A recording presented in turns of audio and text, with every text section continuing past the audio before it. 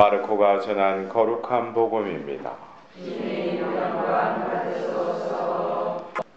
그때 사람들이 어린이들을 예수님께 데리고 와서 그들을 쓰다듬어 달라고 하였다. 그러자 제자들이 사람들을 꾸짖었다. 예수님께서는 그것을 보시고 언짢아 하시며 제자들에게 이르셨다. 어린이들이 나에게 오는 것을 막지 말고 그냥 놓아 두어라. 사실 하느님의 나라는 이 어린이들과 같은 사람들의 것이다.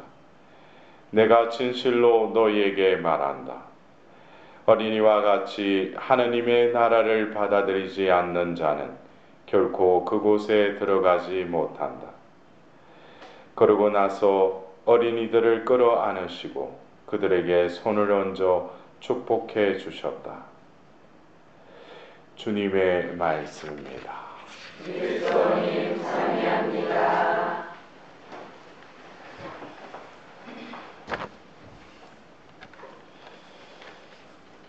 오늘 이 복음 말씀을 이렇게 또 선포하면서 또 강론을 하려고 하는데 문득 요즘 이러한 상황에서 이를테면 사제가 그 어린이에게 이렇게 끌어안고 그에게 손을 얹다고 또 축복을 해주고 싶지만 또 요즘의 세상에는 이렇게 하면은 또 스캔들에 또 말리게 됩니다.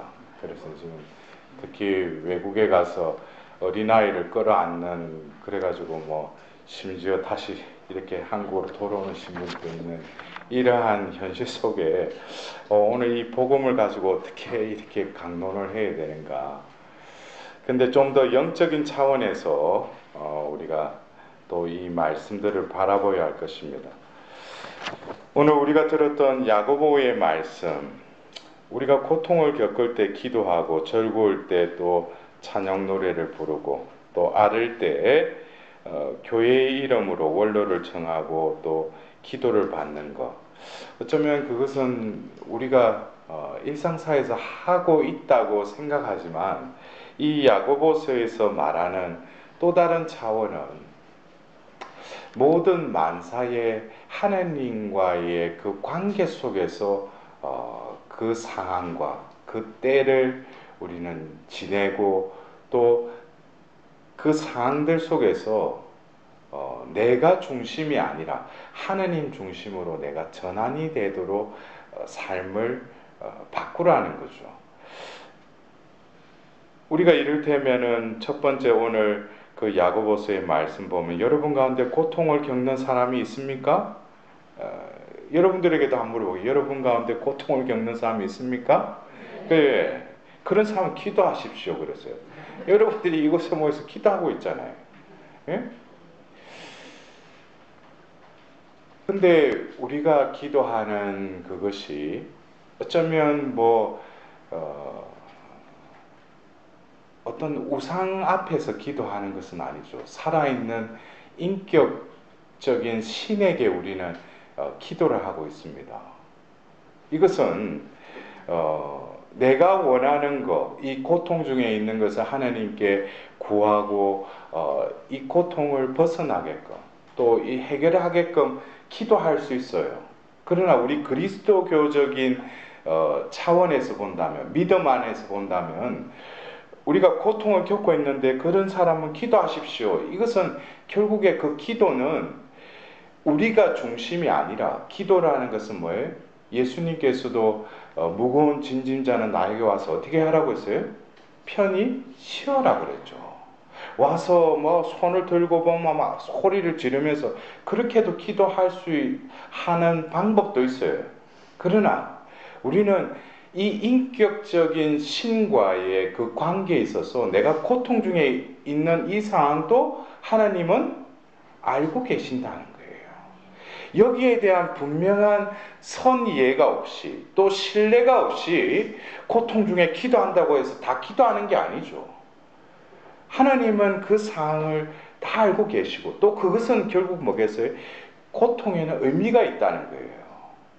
그냥 겪는 고통을 없애달라고만 기도할 것이 아니라 왜 나에게 이런 고통이 닥치고 내가 왜 이 고통을 겪어야 하는지에 대한 내 해석이 아니라 하나님께 그 뜻을 구하는 것도 이 기도의 내용에 담겨져 있다는 거예요.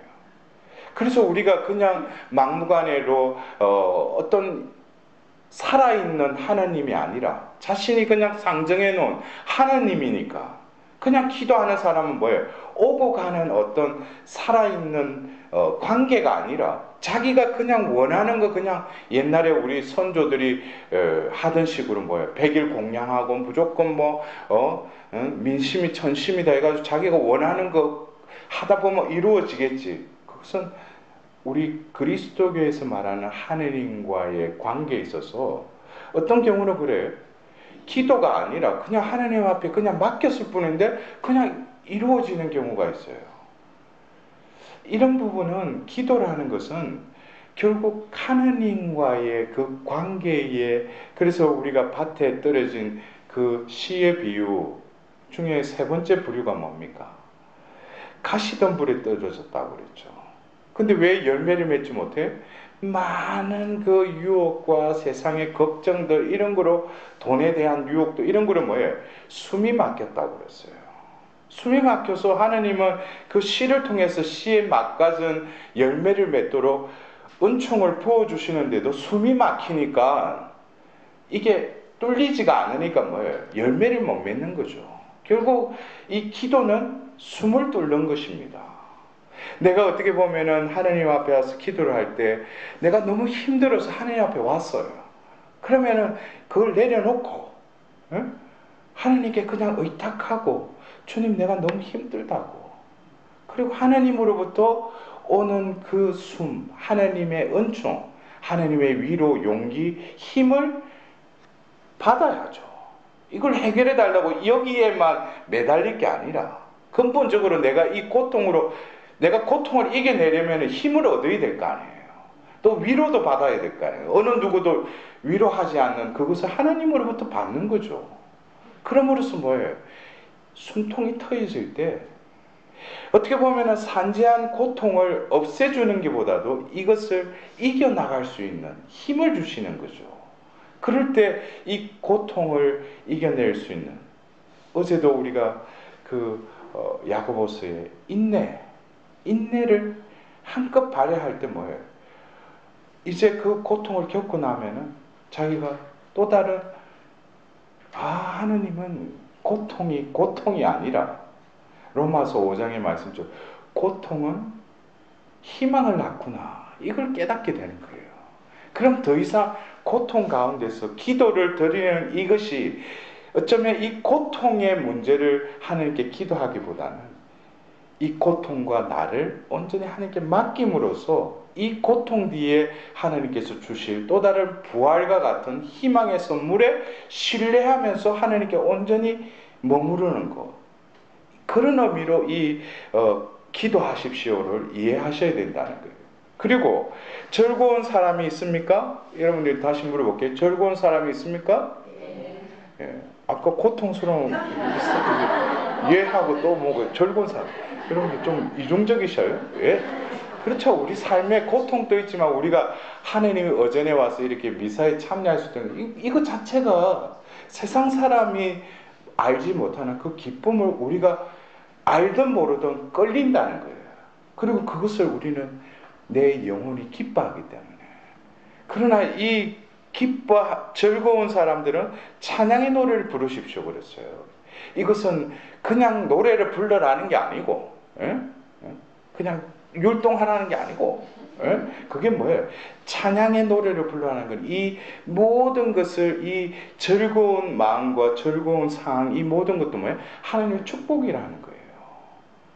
그러나 이게 즐거운 사람이라고 해야죠. 우리가 생각하는 감정적이고 우리가 고정화된 그 즐거움이 아니라, 제가 아까 말씀드렸듯이 고통 중에 있더라도 뭐예요? 우리는 즐거워할 수 있어요.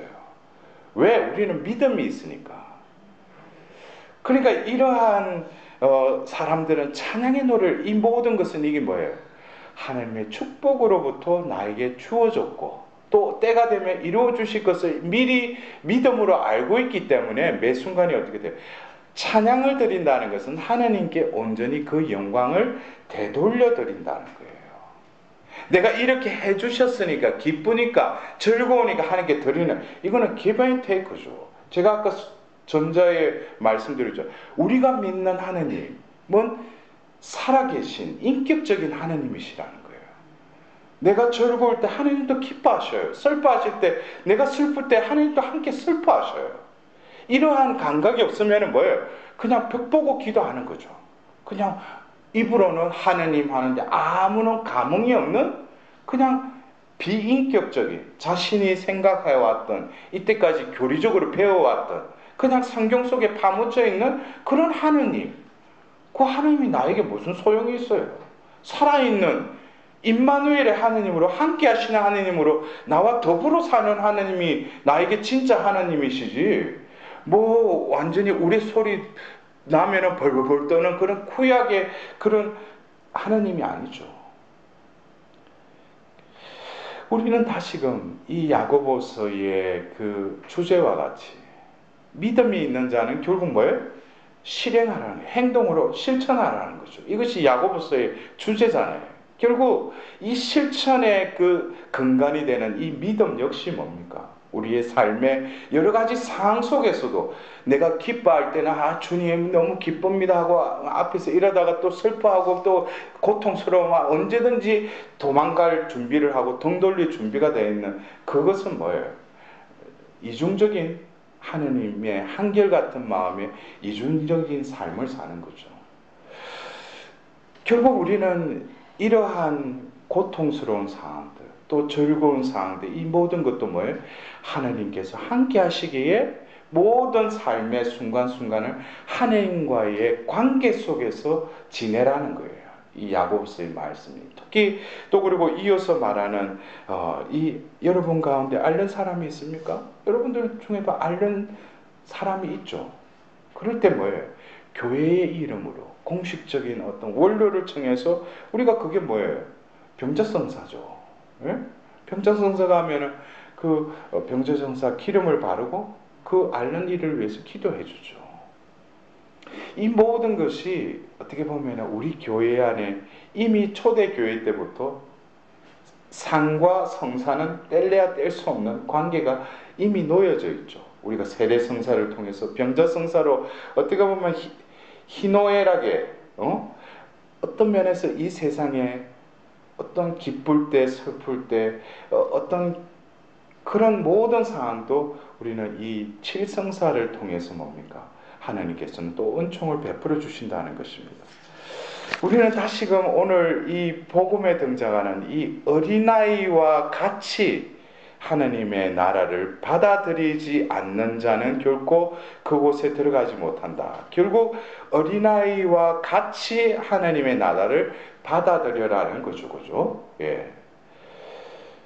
결국 이 오늘 일독서의 말씀과 연관한다면 어린아이는 뭐겠어요? 어린아이는 늘 종속된 존재예요. 우리가 어린아이의 반대가 뭐예요? 성인이죠. 우리가 성인은 뭡니까? 독립된 자신이 한 행동에 대해서 모든 것은 뭐예요? 책임져야 할, 그것을 우리는 성인이라고 그러죠. 그러나 어린아이는 뭡니까? 부모에게 누군가 보호를 받아야 되는 종속적인 존재라는 거예요. 이것은 늘 자신이 어떤 자율성이 없는 거죠. 네? 누군가의 보호를 받아야 되고 누군가의 그 말씀에 또 학습을 받아야 되고 이런 상태에 놓여져 있는 것이 어떻게 보면은 우리가 우리 인간으로서의 발달 사회에 있어서 그런 어떤 어린아이의 특징이라면 영적인 차원에서도 그래요. 우리는 이 어린아이의 반대에 성인이 됐지만 영적인 차원에서는 늘 뭐예요? 어린아이처럼 살아야 돼요. 늘 하나님의 보호를 받아야죠. 그러니까 이러한 분명히 나는 성인으로서 모든 삶의 자율권과 또 책임을 져야 될 그 성인이지만 우리가 믿고 있는 이 종교 안에서는 어린아이가 되어야 된다. 그래서 어떤 경우에는 그래요. 제가 지금 살아계신 어머니하고도 한 번씩 통화를 하면은 뭐예요? 어린아이가 되시는 거예요. 그 전에 제가 어릴 때부터 젖을 먹고 나를 키우고 제가 바라보고 배우고 했던 그 어머니가 이제 어린아이가 되는 거예요. 어떻게 보면 이것은 삶의 진리예요. 어떻게 보면은 우리가 하나님 품에 들어가기 전에는 하나님이 다시금 이제 나이는 들어서 노쇠했지만 영적인 차원에서는 뭐예요?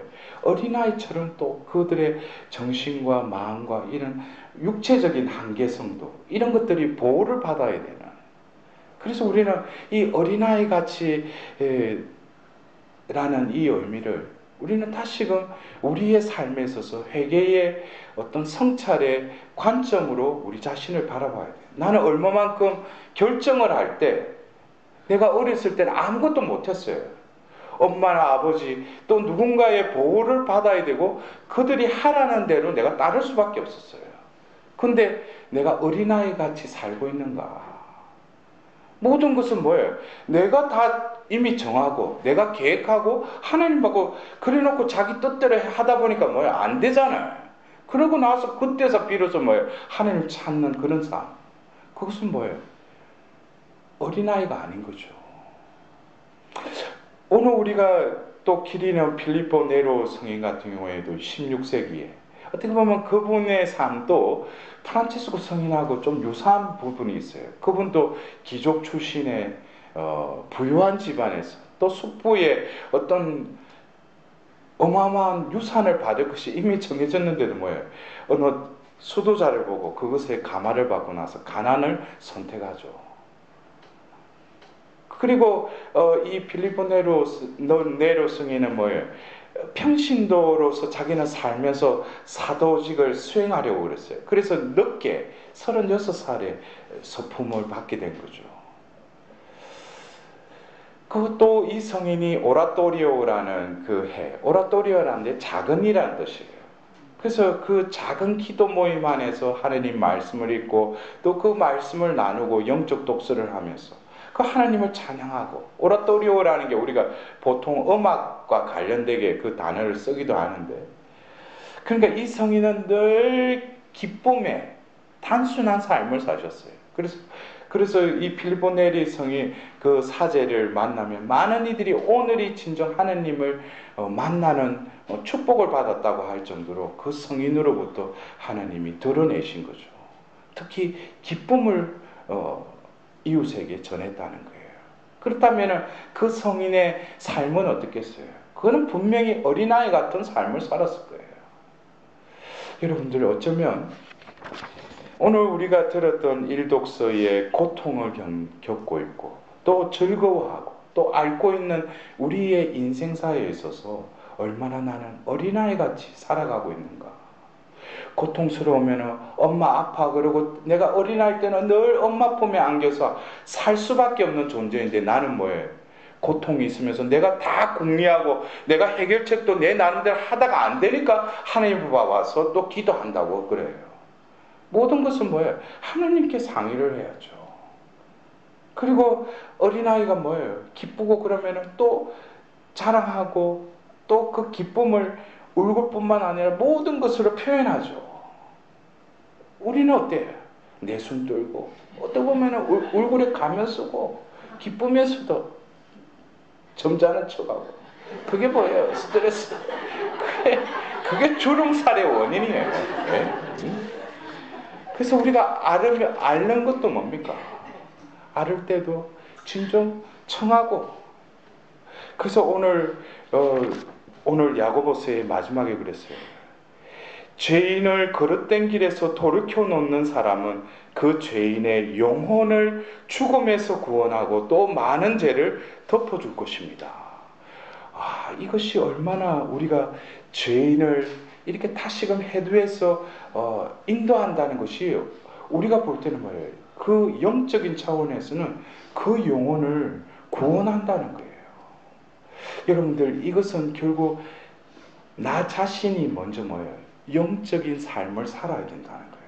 어떤 사람이 자기 마음대로 살고 하나님 찾지도 않고 하는 것을 불쌍히 여겨야죠. 먼저. 왜? 하나님과 떨어져 있으니까. 그러니까 그를 위해서 기도하고 그에게 필요한 것이 무엇일까 또 하나님께 구하면서 그에게 했을 때는 뭐예요? 그 영혼을 구원한다는 거예요. 여러분들, 우리가 오늘 기리는 이 필리포 네리도 로마의 사도라고 할 정도로 그 시대에 교회의 세신을 위해서 일익을 했던 이 사제의 삶과 같이 우리도 그래요. 내가 처해 있는 상황 속에서 보잘것없고 부족하지만 하나님과의 그 일치된 상황 속에 머무른다면 하나님께서 나를 통해서 오늘 우리가 본기도문에서 어떻게 기도했어요? 복된 필립보의 마음을 신비롭게 채우신 그 성령의 불꽃으로 저희 마음도 불타오르게 하소서라고 교회는 기도하고 있어요. 우리가 그렇게 하는 것이 아니라 하나님과의 그 숨이 트이면 바로 하나님의 숨이 내 안에 머물러서 그 성령의 불꽃이 나를 태울 뿐만 아니라 그 열기와 그 뿜어져 나오는 그 하나님의 사랑의 그 열이 이웃에게 전달된다는 거예요. 여러분들, 다시금 우리가 하나님 앞에서 어린아이처럼 철부지가 될 수 있도록, 그것은 내 의지도 되는 것이 아니라 결국 하나님의 은총을 구할 수밖에 없습니다. 다시금 어린이와 같이 고통스러울 때 늘 하나님께 기도하고, 즐거울 때 하나님께 늘 찬양 노래 드리고, 앓을 때 늘 도움을 청할 수 있는 단순하고 순수한 영혼의 소유자가 될 수 있도록 오늘 이 미사를 통해서 하나님의 자비를 구하도록 합시다.